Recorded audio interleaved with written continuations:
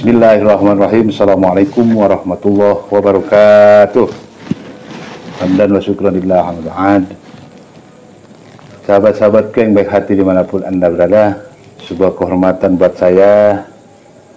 Alhamdulillah kali ini saya bertemu dengan salah seorang guru saya. Assalamualaikum Pak Guru. Waalaikumsalam. Sehat ya? Alhamdulillah. Subhanallah. Kita ngobrol-ngobrol Pak Guru ya, terkait dengan fenomena di akhir-akhir ini. Kita berikan aplaus dulu kepada Pak Guru karena beliau sudah siap dan oke untuk ngobrol-ngobrol sama sahabat Pak Channel dimanapun Anda berada.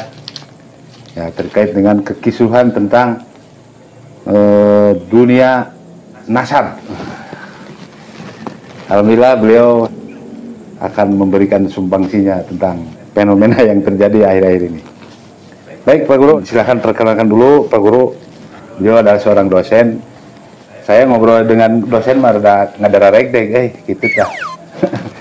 Karena beliau adalah dosen saya gitu. Saya dulu kuliah di Unsil. Ngambil jurusan Kopriter. Unsil itu Universitas Sisi Leuweung. Jurusan Kopriter, Kop Arit Kop Eter. Nggak jemput yang nama. Baik, terima kasih Pak Guru. Silakan. Bismillahirrahmanirrahim. Assalamualaikum warahmatullahi wabarakatuh. Waalaikumsalam warahmatullahi wabarakatuh. Izinkan Al-Farqin mengenalkan diri. Nama saya Ucu Arif Hakim. Saya pembelajar, ya lebih tepatnya lebih ke pembelajar. Jadi alhamdulillah guru kita bersama yaitu Pengarsa UA di sini alhamdulillah memberi kesempatan kami untuk bersilaturahmi tentunya. Betul. Terkait nanti akan kita bincangkan beberapa fenomena hari ini, khususnya yang cukup sensitif apalagi menghadapi iklim politik lumayan sudah mulai kelihatan tensinya meningkat. Di sini kami akan sedikit menyampaikan mungkin ya semacam keresahan dan juga fenomena yang hari ini kita rasakan bersama khususnya di wilayah negara Indonesia. Lebih khusus lagi terkait dengan dinamika umat Islam. Sebenarnya kan kalau dari sisi pandangan saya ini merupakan fenomena sosial gitu. Betul. Yang kian hari tentunya kalau kita menggunakan perspektif sejarah bahwa sosial itu selalu dinamis, berkembang, maju, lebih baik, akan tetapi di sisi lain juga penuh risiko. Apalagi dengan perkembangan zaman, pesatnya teknologi, tentunya sangat berpengaruh terhadap kehidupan sosial dan bermasyarakat. Betul. Sebagai warga negara di khususnya Indonesia, saya merasa bangga dan juga bersemangat, terutama dalam mendalami dan juga paling tidak kita berusaha mewarnai mewarnai bagaimana kehidupan bermasyarakat apalagi dalam kehidupan beragama. Kaitannya dengan pembelajaran terutama di tingkat dasar, menengah maupun di lingkungan pendidikan tinggi, kami sangat merasakan sekali itu, Pak. Terasa ya? Sangat terasa. Karena hampir setiap hari bahkan sudah terjadwal sedemikian rupa, kita itu bersinggungan langsung dengan yang namanya makhluk sosial. Betul. Artinya dari berbagai kalangan, lintas usia, kanak-kanak, remaja, dewasa, bahkan di lingkungan masyarakat, sangat-sangat kompleks sekali. Kaitannya dengan tema tadi yang gua sampaikan, sebenarnya saya kurang begitu kompeten dalam hal ini, Pak. Paling tidak memberikan apa ya, semacam komentar ataupun pandangan. Kemudian komentar yang pertama itu keprihatinan yang tinggi.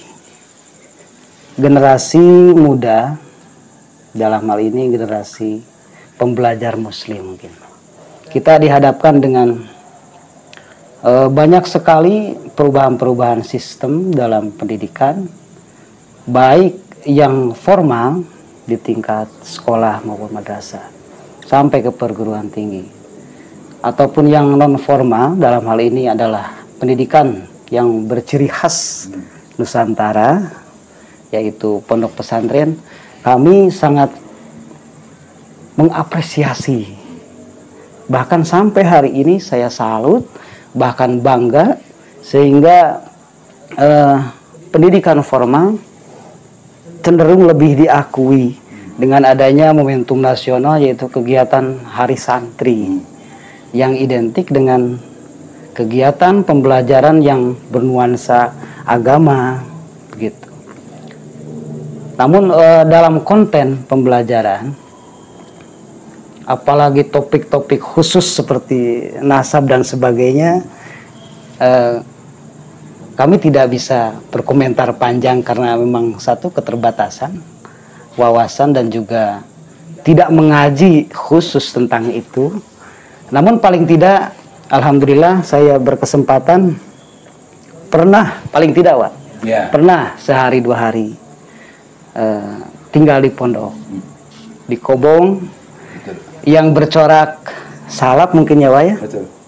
Salaf itu lebih ke konten-konten kajian-kajiannya itu kitab-kitab klasik lah ya. Iya, betul. Seperti kayak maudu-maudu tentang kitab kuning dari mulai akidah, fikih, kemudian tarikh, kemudian berkembang lagi ke tingkat seperti halnya yang bersifat teoritis. Dalam hal ini berarti kalau fikih berarti usulnya ya usul fikih seperti itu. Kemudian kalau akidah ujung-ujungnya paling lebih ke akhlak dan juga tasawuf mungkin. Seperti itu. Kaitannya dengan nasab mungkin ini lebih erat kaitannya dengan sejarah. Sejarah, betul. Sementara kami sangat terbatas sekali dengan sejarah itu. Walaupun alhamdulillah dalam beberapa waktu lalu kami pernah mendapatkan informasi sebelumnya. Kalau dikatakan mengaji ya kurang tepat juga, Pak. Ya, dari mulai kedatangan Islam ke Nusantara itu ada paling tidak ada 4 teori, Pak. 4 teori. Teori apa? Mekah. Kemudian teori dari Cina. Cina ya. Betul. Kemudian teori dari mana itu yang mengajarkan kental dengan ilmu tasawufnya itu? Dari mana itu, Pak? Saya kurang ini. Asia Tenggara lah gitu. Iya. Bukan? Ya kan kalau sejarah kan pastinya didukung dengan data dan bukti-bukti sejarah. Di antaranya kalau teori Mekah itu banyak sekali di Nusantara, khususnya di abad 7 ditemukan beberapa bukti-bukti sejarah. Seperti halnya adanya batu nisan yang bertuliskan Arab walaupun coraknya Melayu. Kemudian ada juga yang banyak mengamalkan ritual-ritual keagamaan yang dimungkinkan itu dari semacam Iran ya. Iran kemudian banyak direduksi, diadaptasi mungkin di lingkungan Nusantara sehingga ritual-ritual itu banyak kemiripan. Jadi itu yang mendukung menguatkan teori dari Iran bahwa dikenalkan dan datang ke Nusantara kemungkinan banyak diadaptasi. Selanjutnya teori Cina itu berdasarkan catatan-catatan sejarah seperti Ibnu Battuta. Jelas petualang dunia, kemudian setiap kunjungan dan kedatangan itu mencatat terdapat kerajaan Islam. Otomatis sebelum menjadi kerajaan pastinya kan melalui kerjasama baik dalam hal itu kan terkenal dengan perdagangannya. Itu di antara itu abad ke berapa? Antara 78 ya, 78 sampai ke abad 15 itu. Dalam informasi yang pernah kami terima. Ya. Tapi tepatnya kami tidak yakin juga karena bukan di bidangnya. Ya. Begitu, Pak. Baik, terima kasih Pak Guru. Maksudnya gini Pak Guru, kita sebagai Muslim mungkin sedikit agak merasa tidak nyaman lah ya, ataupun merasa terganggu nih dengan adanya polemik yang terjadi saat ini tentang nasab, tentang banyaknya informasi kuburan yang diganti namanya jadi orang-orang imigran sana. Iya, iya. Terus lagi ada sebuah makam itu waliullah asli Nusantara dirubah menjadi makam jadi Asegaf lah, jadi Yahya dan lain sebagainya. Itu betul. Menurut Pak Guru gimana itu? informasinya tidak utuh kalau saya pribadi gitu Pak. Iya. Tidak utuh. Jadi memang satu, saya memang tidak pernah mengaji langsung tentang ilmu nasab. Konon katanya kan di awalin itu Alawiyin itu punya semacam organisasi yang resmi, bersertifikat, bahkan ada kajian semacam takhrijul hadits mungkin ya. Wah, ada semacam penelusuran, kemudian berdasarkan data-data, dan sehingga secara nasab mungkin ini Pak, mungkin mereka yakini, dan kita yang awam Pak, kita yang awam dalam hal ini saya selalu apa ya, paling tidak dengan usaha dan upayanya itu memang tujuan motivasinya baik sekali, gitu seperti ya? Itu baik sekali. Tapi terkait fenomena penggantian dan sebagainya, itu mungkin ada perbedaan cara pandang, mungkin perbedaan cara pandang sehingga informasinya tidak utuh, kemudian sampai kepada pihak-pihak yang mohon maaf dalam hal ini kurang mungkin informasinya tentang itu, sehingga terjadi salah paham dan menimbulkan percikan-percikan konflik itu Pak. Baik, berarti itulah tanggapan Pak Guru tentang masalah informasi yang memang bisa dikatakan sahih dan tidaknya itu kita tidak bisa mengambil kesimpulan situ. Betul. Yang pasti kita masih kurang informasi yang aktual ataupun tajam terpercaya juga seperti itu. Baik Pak Guru, terima kasih. Pesan untuk yang urgent lah ya saat ini tentang kekisruhan tentang Pak Alawi, kekisruhan tentang nasab. Betul. Pesan Pak Guru seperti apa sih? Paling tidak saya merasa prihatin ketika alhamdulillah masih ada silaturahim dengan salah satu alumni pondok pesantren pada waktu di Jakarta. Ya. Dia sangat bersemangat untuk berjuang, termasuk menanggapi kekisruhan ini di media sosial. Betul. Jadi ketika disinggung kepada salah satu Habib ya saat ini yang identik sangat sepuh dan sangat difigurkan di Nahdlatul Ulama kayaknya ya. Ya, salah satunya. Kemudian dia sampai berujar gitu bahwa ketika ada golongan nasab sampai ke yang Habib yang ada yang memang difigurkan di NU mungkin pada waktu ini, dia mau pasang badan apapun yang terjadi. Itu sudah digemburkan di media sosial. Nah, bagi saya khususnya yang awam tentang nasab tentang itu, bagi kami siapapun dari golongan manapun, yang penting dia memang tulus untuk terus berjuang berdakwah menyiarkan agama Islam, itu kami sangat mengapresiasi.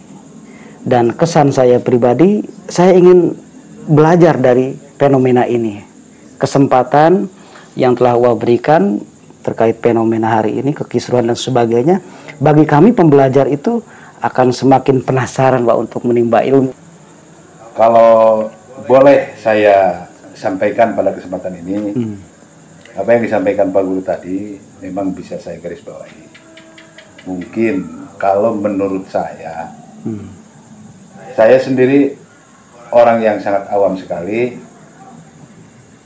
orang yang betul-betul tidak memahami dan tidak banyak memahami tentang ilmu agama. Jangankan melihat seorang Habib ataupun seorang kiai, tadinya kita menyangka itu bukan Habib, ternyata dia seorang Habib, kita kan dosa. Ya akhirnya mendingan kita sedang-sedang saja. Dan kiai yang sudah sejak zaman dulu memberikan fatwa kepada kita agar selalu takdim pada ahli bait dan akan selalu saling menghormati dan saling menghargai satu sama lain. Apalagi dengan para kiai, apalagi dengan ahli ilmu. Luar biasa. Wah, itu luar biasa. Wajib kita menghormati. Betul. Seperti itu ya Pak Guru. Ya, sepakat. Nah, baik sahabat semuanya, obrolan singkat ini sampai di sini dulu. Terima kasih Pak Guru. Terima kasih. Terima kasih banyak ilmunya yang sudah saya timba. Luar biasa. Beliau adalah seorang pendidik yang betul-betul selalu rendah hati dan betul-betul selalu bijak dalam berbagai hal yang beliau lakukan. Sangat luar biasa sekali. Ini adalah suri tauladan, ini guru saya. Amin ya Allah. Semoga beliau sehat selalu. Amin ya Allah. Semoga beliau selalu dimudahkan dalam segala urusannya. baik urusan dunia maupun akhirat. Amin ya Allah. Terima kasih Pak Guru, terima kasih. Sama. Selalu benahi sholat kita, selalu perbanyak salawat, selalu berdayakkan sedekah agar hidup lebih bermanfaat untuk Amin ya orang Allah lain. ya Rabbal alamin. Terima kasih, mohon maaf atas segala kekurangan. Ihdinas siratal mustaqim. Assalamualaikum warahmatullahi wabarakatuh. Waalaikumsalam warahmatullahi wabarakatuh. Merdeka. Merdeka. Salam Pancasila. Salam Pancasila.